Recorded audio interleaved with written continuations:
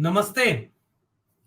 राहुल गांधी ने कौन से दो मुद्दे ऐसे हैं जिनको इतनी ताकत से पकड़ लिया है जिनसे बीजेपी घबरा रही है?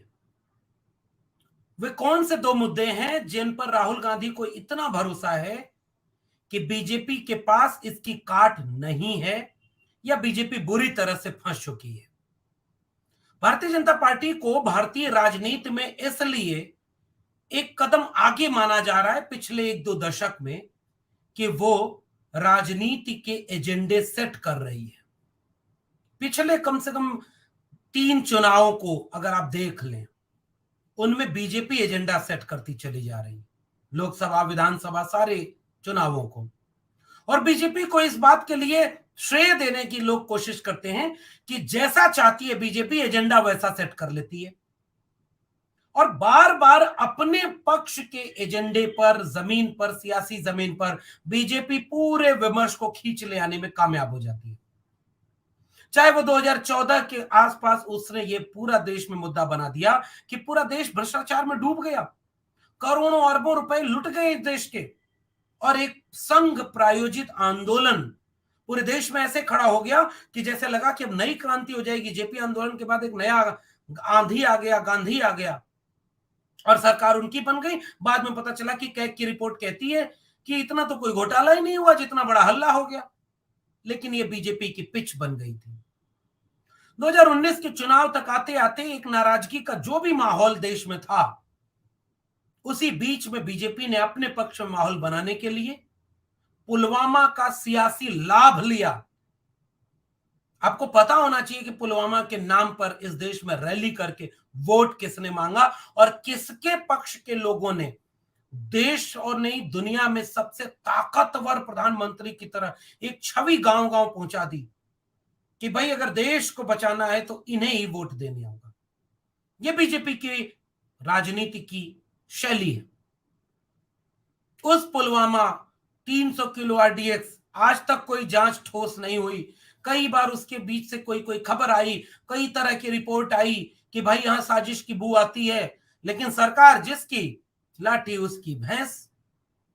इसलिए अब जब बीजेपी 2024 में अपना एजेंडा सेट करना चाह रही है, उसके पास कुछ दिखाने के लिए अपने चेहरे हैं कि हर जाति को प्रतिनिधित्व दे रही है, महिला को प्रतिनिधित्व दे रही है और देश में गरीबों कल्याणकारी योजनाओं के लिए तमाम सबने संसाधन लुटा रही है। मुद्रा योजना में इतने लाभार्थी मिले, 80 करोड़ लोगों को अनाज दे रहे, रोजगार दे रहे, वो उनका अपना भाषण का तरीका है।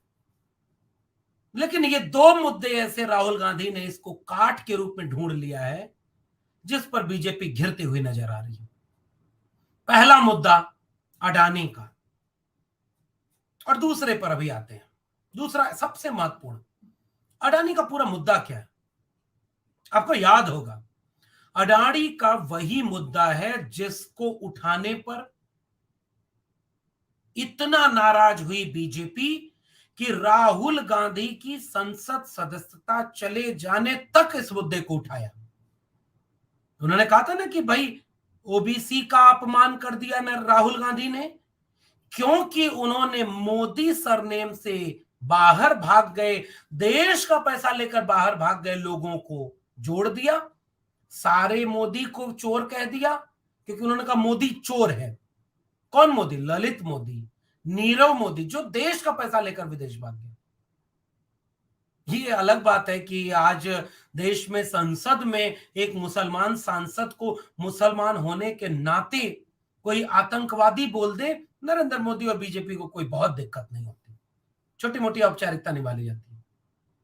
मुसलमान के खिलाफ बोला ना, लेकिन राहुल गांधी के ऊपर इतना कड़ा कदम उठाया गया क्योंकि राहुल गांधी ने एक तस्वीर लहरा दी थी सदन में। आपको याद होगी वो तस्वीर, एक विमान है, निजी विमान है, जिसमें पूरे अकड़ के साथ अपने सर के ऊपर पीछे से हाथ करके नरेंद्र मोदी बैठे हुए हैं। सामने की सीट पर वहां पर बैठे हुए हैं अडानी, और अडानी के साथ साथ वहां पर बाकी लोग बैठे हुए हैं। और नरेंद्र मोदी अडानी के रिश्ते पर राहुल गांधी ने सवाल पूछ दिया। राहुल गांधी ने सवाल किया कि देश के सरकारी तमाम जमीनों, तमाम प्राधिकरणों, तमाम एयरपोर्ट, तमाम कंपनियों को केवल और केवल अडानी के हाथों में क्यों बेचा जा रहा है? छोटे छोटे उद्योगपति कहां चले गए भाई?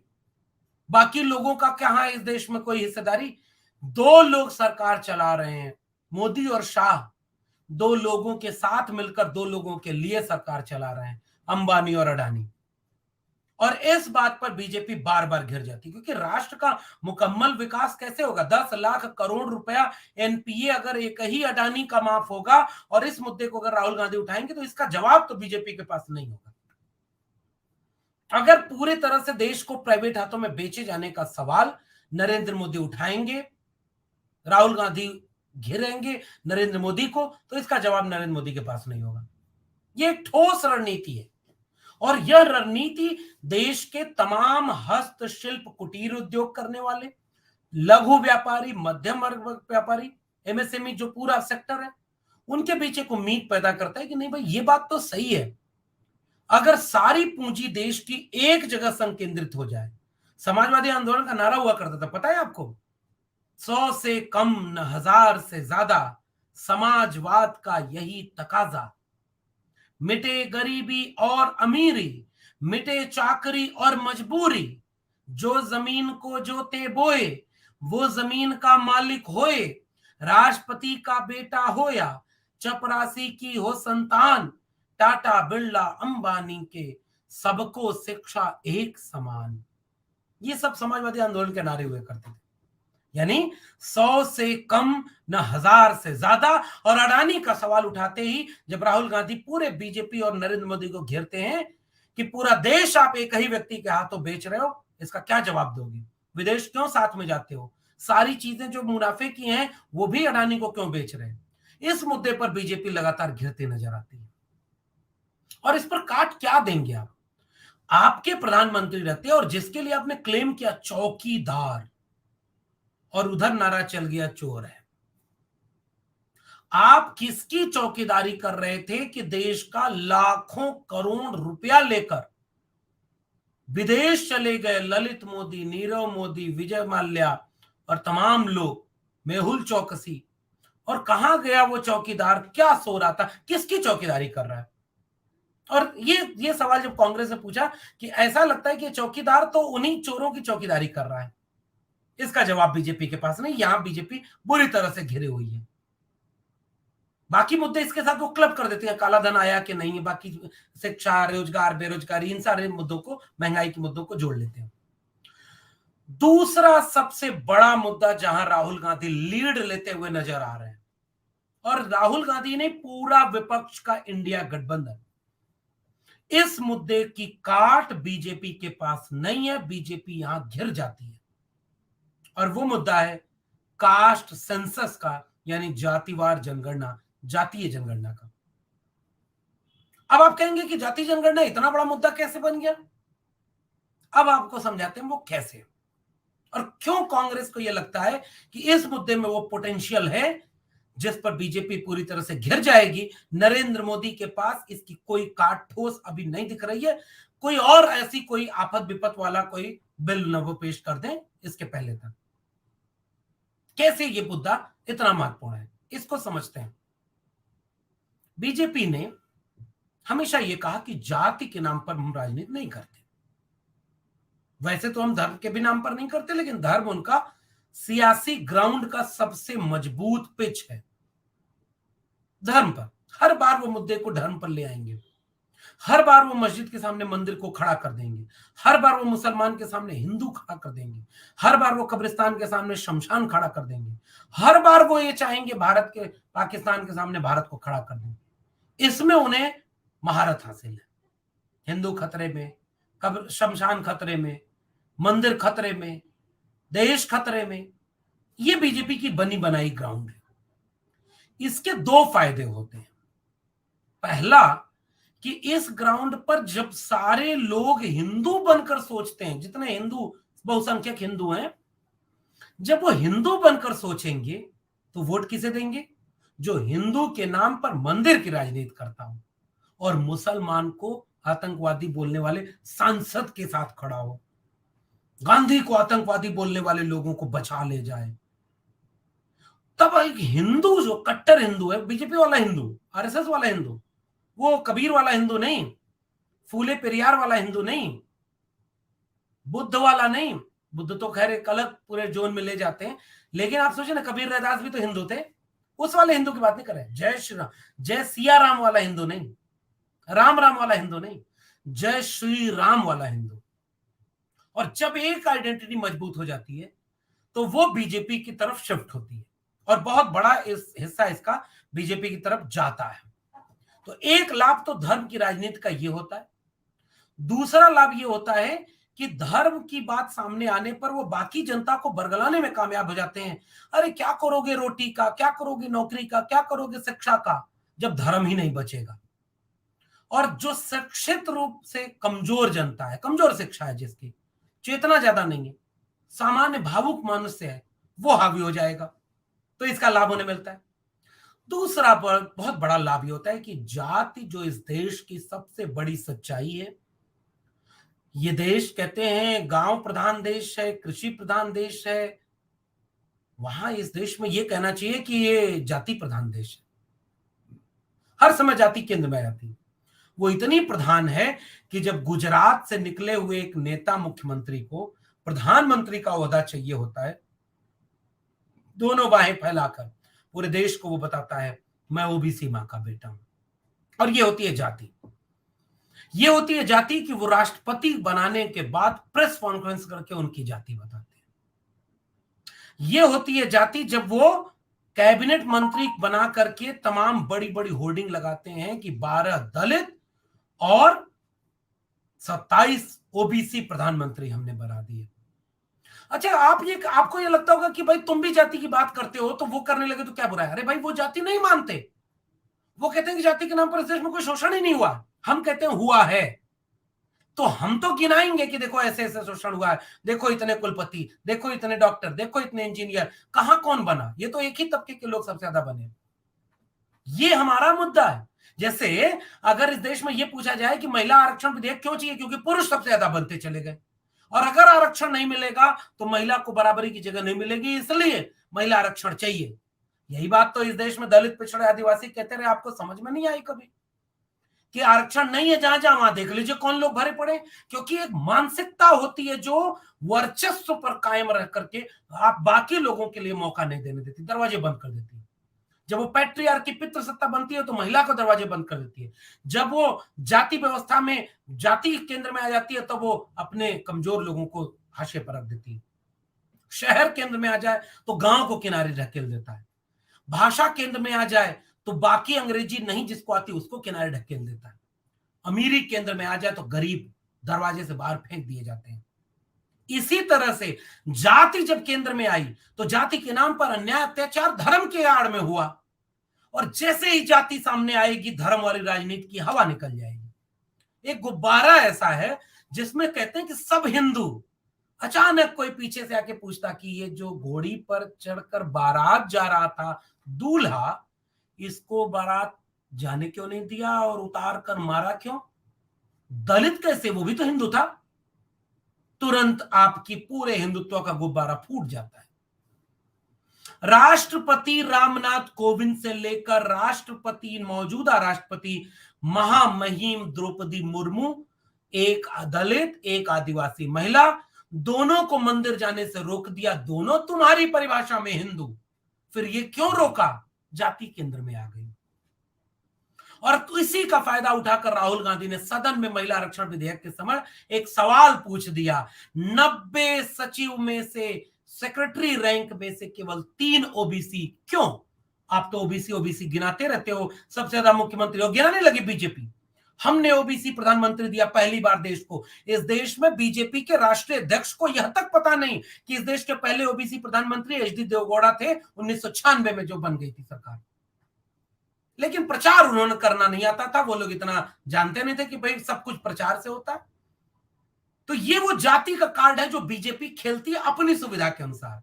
जब राष्ट्रपति की जाति बतानी होती है, कैबिनेट मंत्री की, प्रधानमंत्री की, मुख्यमंत्री की, सांसद और एमएलसी तक की जाति बतानी होती है, तब वो अपना कार्ड होर्डिंग लगा के खेलती है, अलग अलग जातियों की रैली कराती है, अलग अलग जातियों के सम्मेलन कराती है। अपनी बीजेपी जो जाति को नहीं मानती, वो जाति के नाम पर अपने संगठनों के फ्रंटल ऑर्गेनाइजेशन बनाए हुए हैं। तब जाकर के राहुल गांधी ने जब उसी जाति पर घेर करके सवाल पूछा, 90 में केवल 3 ओबीसी क्यों है सेक्रेटरी? ये वो जमीन है जहां जाति जनगणना पर बीजेपी बुरी तरह फंसती है, क्योंकि दो फायदा एक साथ हो रहा है। देखिए, इस मुद्दे में दो तरफ से तीर, दोनों तरफ से फायदा रणनीतिक रूप से विपक्षी गठबंधन का है। बिहार में नीतीश कुमार, तेजस्वी यादव की सरकार ने जब कहा कि हम जातिगत जनगणना कराएंगे, इन्होंने कहा जनगणना तो केंद्र करा सकता है। बिहार सरकार ने कहा कि जनगणना नहीं, हम सर्वे कराएंगे। हाई कोर्ट ने रोक लगाई, सुप्रीम कोर्ट तक पहुंचा, अभी तक रोक लगी नहीं है, करा लिया उन्होंने। कर्नाटक में हुआ, उसके बाद उड़ीसा में, तमाम जगहों पर होता चला गया, और बिहार इस जगह पर लीड लिए हुए है। क्या मजाल कि वहां हिंदुत्व की राजनीति कोशिश बहुत कर रहे हैं। कोई बागेश्वर धाम बाबा के सामने आरती उतारती पूरे बिहार कैबिनेट मंत्री एक ढोंगी पाखंडी के सामने उतर गई, क्योंकि वो बीजेपी की नैया पार लगा दी। और जाति ये चीज होती है कि बिहार का प्रदेश अध्यक्ष कुशवाहा जाति के व्यक्ति को इसलिए बनाया गया क्योंकि वहां की राजनीति मजबूत है। बीजेपी जाति के नाम पर ऐसे राजनीति करती है। अपने मंत्रियों की जाति बीजेपी खुद बताती है, सांसदों को जाति, और जहां जिस जगह पर जाति जो मजबूत होगी, उस जाति के कैंडिडेट को बीजेपी टिकट देकर चुनाव जीतने के लिए आगे करेगी। यह है बीजेपी का जातिवाद। लेकिन जब जाति के नाम पर हक, हुकूक, हिस्सेदारी का, जाति जनगणना का सवाल पूछा जाएगा तो बीजेपी बैकफुट पर हो जाएगी। और राहुल गांधी ने इस मुद्दे को पकड़ लिया है। ये वो दूसरा सबसे महत्वपूर्ण मुद्दा है, जाति जनगणना का। राहुल गांधी तो अब बड़ा दिल दिखाकर यहां तक बोल देते कि भाई हमसे 2010 में भी गलती हो गई, हमने जाति जनगणना को उस तरीके से नहीं होने पर, हमारे लोगों से गलती हुई, वो नहीं करने दिए। हमारे लोगों से गलती हुई, महिला आरक्षण विधेयक में ओबीसी महिलाओं को कोटा नहीं दिया, लेकिन इस मुद्दे को अब छोड़ूंगा नहीं। बिना जाति जनगणना के इस देश में पता कैसे चलेगा कि किसकी कितनी संख्या है और उसकी कितनी हिस्सेदारी है? और यहां बीजेपी फंस गई है, क्योंकि सबसे ज्यादा जाति के नाम पर राजनीति करने का हुनर इस समय बीजेपी के पास हो गया है। बीजेपी कैसे बताएगी? और तब अब इस मुद्दे को और आगे बढ़ाना है। उत्तर प्रदेश में अखिलेश यादव की समाजवादी पार्टी लगातार कहती है, वो लोक जागरण अभियान निकाल रहे, अपना प्रशिक्षण शिविर कर रहे, और उसके केंद्र में सबसे महत्वपूर्ण मुद्दा समाजवादी पार्टी का आज क्या है? जातिवार जनगणना। पीडीए का नाम नारा लिया है समाजवादी पार्टी ने, पिछड़ा, दलित, अल्पसंख्यक, यानी वंचित शोषित समाज को जब तक आप मुख्य धारा में लाएंगे नहीं, राष्ट्र सबका कैसे बनेगा? और ये वो मजबूत जमीन है जिस पर खड़े होकर के समाजवादी पार्टी बिहार में, आरजेडी, जेडीयू, और दूसरी तरफ डीएमके दक्षिण भारत, अभी पिछले दिन उन्होंने second India for social justice seminar किया, जिसमें सारे लोग, उधर हेमंत सोरेन जाति जनगणना की बात कर रहे हैं, भूपेश बघेल जाति जनगणना की बात कर रहे हैं, कांग्रेस के नेता मल्लिकार्जुन खड़गे से लेकर के राहुल गांधी, सोनिया गांधी जातिवार जनगणना की मांग कर रही है। अब बीजेपी दो तरफ से घिर गई है। एक तो धर्म के नाम पर जो मोहब्बत के खिलाफ नफरत का, सांप्रदायिक राजनीति का उसका जो जमीन तैयार किया हुआ है, वो उस पर लोगों को एकजुट करके ले कैसे जाएगी? क्योंकि दंगे में ओबीसी जितने, उनको लगता है कि नहीं नहीं हम तो हिंदू हैं, लेके त्रिशूल तलवार, जो बीजेपी, विश्व हिंदू परिषद, बजरंग दल, उसमें सबसे ज्यादा नौकरी मिली है इनको दंगे वाले संगठनों के काम के लिए।